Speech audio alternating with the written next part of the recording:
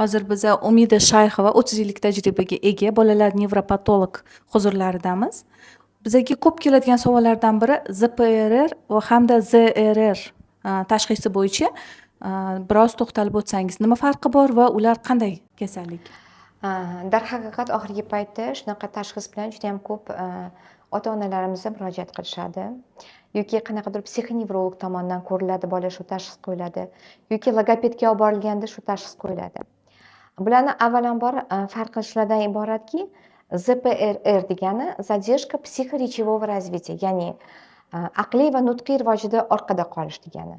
ZRR degani bu задержка речевого развития, ya'ni bolaning nutqiy rivojida orqada qolish holati deyiladi.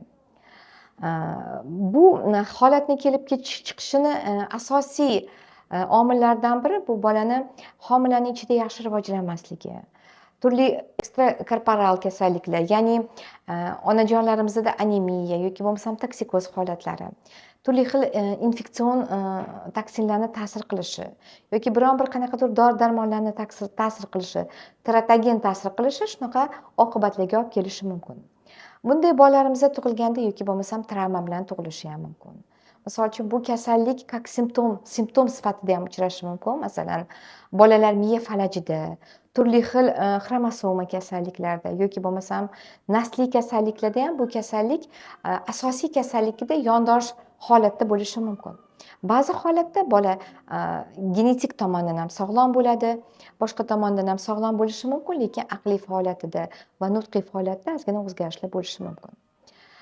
Bolani aqliy faoliyati deganimizda bola turli xil instruksiyalarni bajarmasligi mumkin. Yoki bo'lmasam o'zini yoshiga yarasha qiluvlarni, amaliyotlarni qilmasligi mumkin.